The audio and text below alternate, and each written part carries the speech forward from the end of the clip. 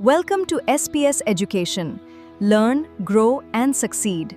Admissions are open for our premium courses. Get expert faculty and quality content. At SPS Education, +2 CHC Arts and Commerce, +3 UG as per NEP, and PG entrance for CUET all. Follow our website and download the app from Google Play Store.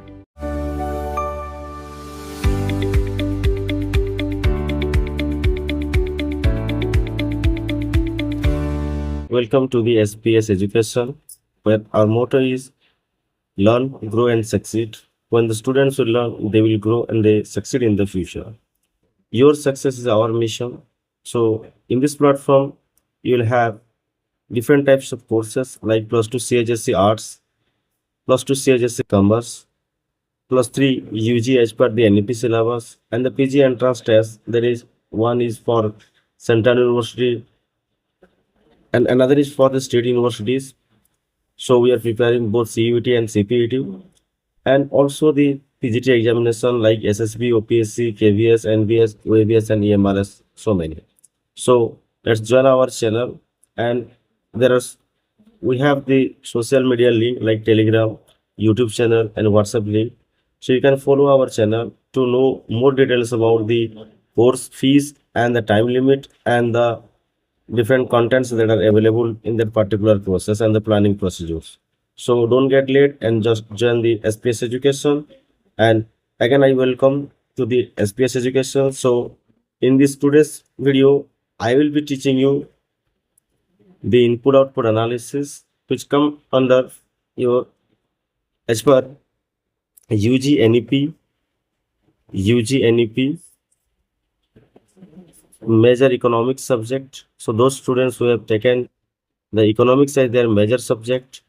So in the semester 5th, we have a paper called mathematics for economics second. So in that, we are going to learn about the first chapter is the input-output analysis. I have already discussed about the different types of mathematics courses or the under which semester we are learning the mathematics as a paper that we have already discussed. So please go through that earlier video, so you can able to know what are the content and what are the syllabus. So in our first syllabus is the input-output analysis, and this video is going to help you those who are students who are preparing for the CUET, CPET, as well as any type of examinations where the mathematics paper or the input-output analysis comes. Okay, so let's go to the topic. So in this today's video, we will be covering in detail about the input-output, the meaning of the input-output model, the history of the input-output model. And in this way, the topic will cover the input-output model, the input-output table, the technical coefficient matrix, open model, the matrix formulation, how we can formulate in the matrix form, and the solution by the inverse method. And also will solve through the Cramer's rule and the Hawkins-Simon conditions and the different types of solution. Clear?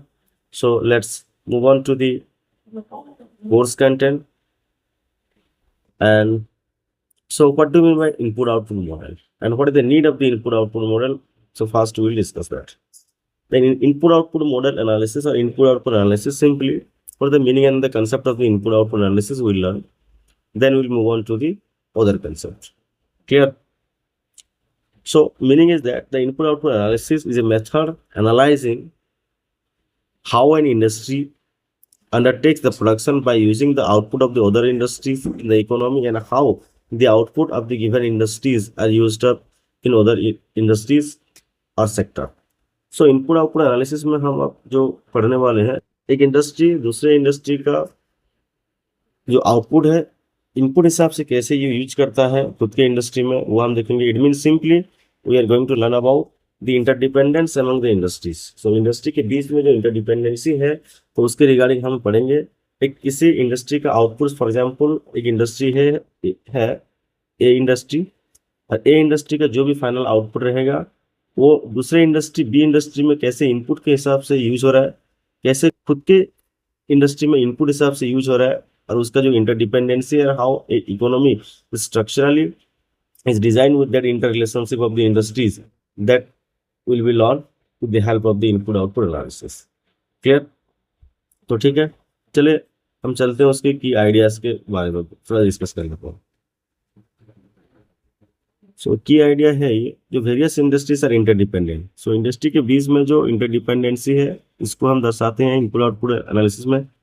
The output of one industry as an input of the other industry. एक किसी industry का output दूसरे industry में input के हिसाब से use होगा। Next, the mutual relationship underline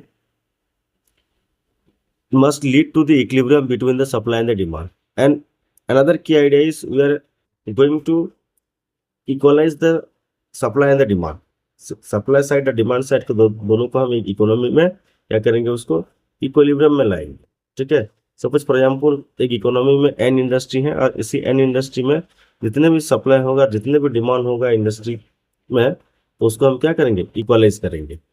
hence output analysis, input output analysis also known as the inter industry analysis, इसीलिए हम इसको एक इंटर इंडस्ट्री एनालिसिस भी बोलते हैं। As it explain the interdependence and the interrelationship among the various industry, क्योंकि ये जो इनपुट आउटपुट एनालिसिस में हम क्या करेंगे, इंटरडिपेंडेंस ऑफ द इंडस्ट्री और इंटररिलेशनशिप ऑफ द इंडस्ट्री से इंडस्ट्री के बीच में कैसा रिलेशनशिप है इसको हम डिटेली हम एक्सप्लेन करेंगे। तो इसीलिए इसका नाम रखा गया इंटर इंडस्ट्री एनालिसिस।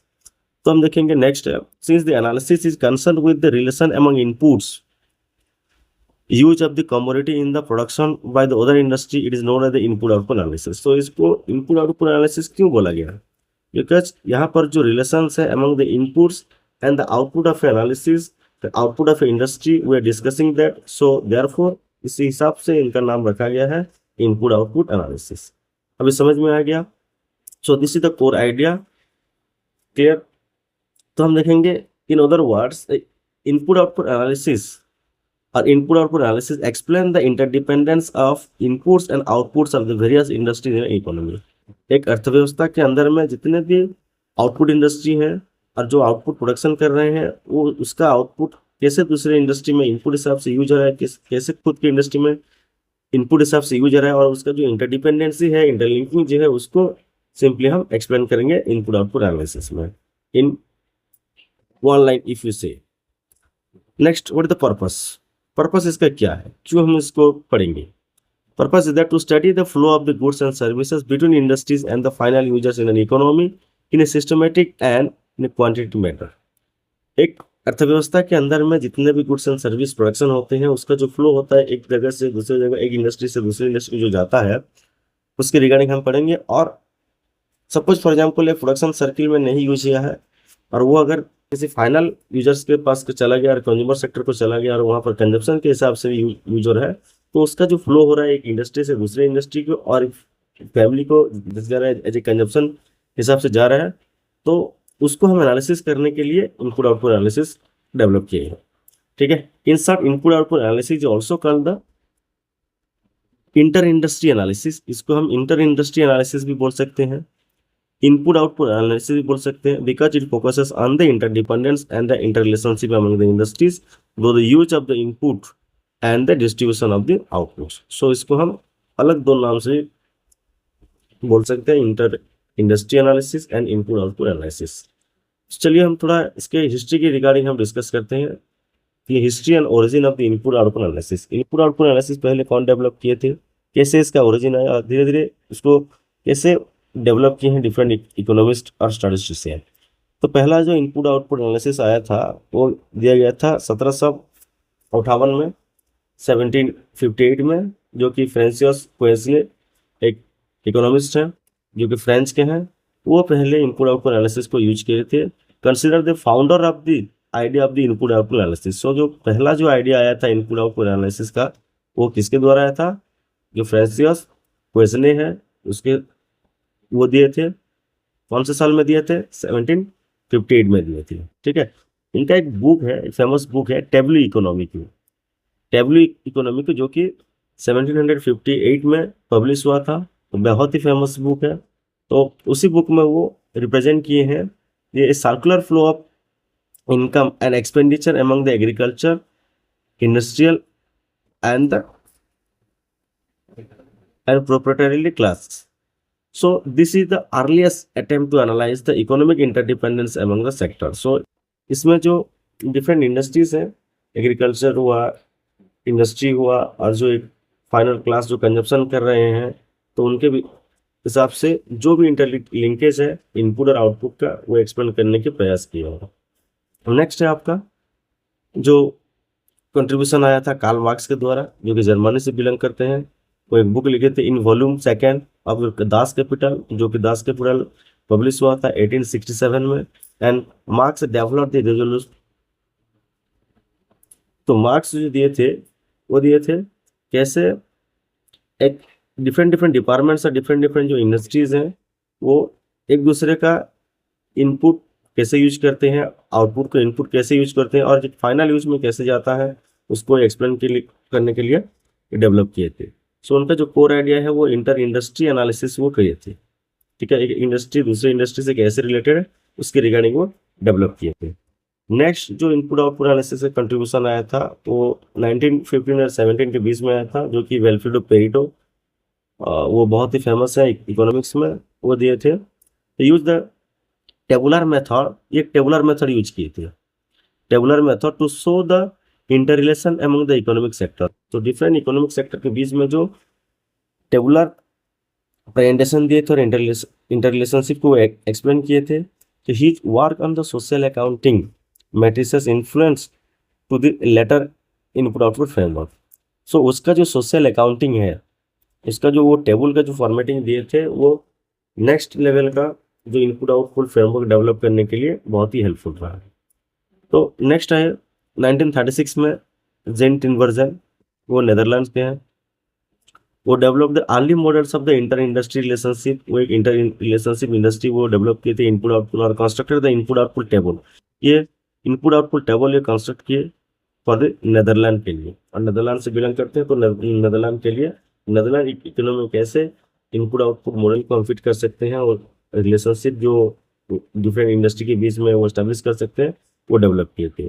उसके बाद आ जाते हैं हमारा 1941 में वासली डब्ल्यू लियोनटिफ, जो कि यूएसए है। इसको हम एक्चुअली इनपुट आउटपुट एनालिसिस का जो मेन कंट्रीब्यूटर हम मानते हैं। तो develop the modern input output analysis, because ये जो मॉडर्न इनपुट आउटपुट एनालिसिस वो डेवलप किए थे and publish a book called the structure of American economy in 1951। 1951 में एक बुक वो पब्लिश किए थे जिसका नाम है the structure of Indian economy, और उसी में वो for the first time comprehensive input output analysis table US economy के लिए दिए थे। तो उसी रिगार्डिंग उसको क्या बोला जाता है, इनपुट आउटपुट का जो डेवलप किए थे इनपुट आउटपुट का सारे श्रेय किसको जाता है, लियोनटिफ को जाता है। क्लियर। और वो जो टेबल यूज किए थे वो कौन से टाइम पीरियड किए थे, वो यूएस इकोनॉमी का किए थे और 1936 का किए थे। And formulated the Leontief input output model, और वो जो मॉडल किए उसको वो नाम दे दिए थे इनपुट आउटपुट मॉडल और लियोनटिफ इनपुट आउटपुट मॉडल बोलते हैं। और वो बहुत ही फेमस है और इस ये कंप्लीट जो कंप्रेहेंसिव हिसाब से वो फॉर द फर्स्ट टाइम वो आया लियोनटिफ का इनपुट आउटपुट मॉडल से। ठीक है, और ज़्यादातर एक्सेप्ट हुआ आपका इनपुट आउटपुट मॉडल लियोनटिफ का। ठीक है, नेक्स्ट उसके बाद आए हैं 1954 में जो टीसी कुपमेंस है, जेलिंग सी कुपमेंस, वो भी नेदरलैंड से बिलोंग करते हैं। वो भी extended the input output analysis and contributed to the national income accounting and the economic model, वो भी यूज किए थे। उसके बाद में हम देखेंगे 1950s एंड 60s में डब्ल्यू वालरस, जो कि जनरल इक्विलिब्रियम एनालिसिस में इनपुट आउटपुट मॉडल का आइडिया जो थ्योरेटिकल फाउंडेशन है उसका जो इंटरलिंकिंग कैसे है वो डेवलप किए थे।